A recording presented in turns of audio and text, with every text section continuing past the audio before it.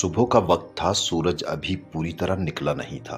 ہنسی کچن سے آ رہی تھی، جیسے کوئی چھوٹا سا خوشحال خاندان ہو، دنیا کی تمام الجھنوں سے آزاد۔ لیکن اچانک دروازے پر زور کی دستک ہوئی۔ ہنی نے دروازہ کھولا تو پولیس نے اسے ہتھ کڑی لگائی، بیٹے کی چیخیں گونجنے لگی اور ہنی خاموشی سے دیکھتا رہ گیا۔ پولیس کے پاس 3 بڑے ثبوت تھے۔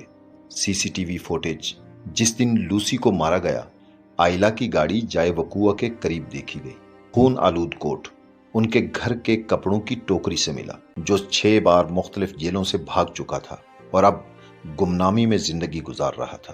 جب ہنی اس سے ملا تو وہ شخص ایک ویران بار کے کونے میں بیٹھا تھا۔ وہ آزاد تھی، مگر اس آزادی کی قیمت اس نے نہیں، اس کے شوہر نے چکائی تھی۔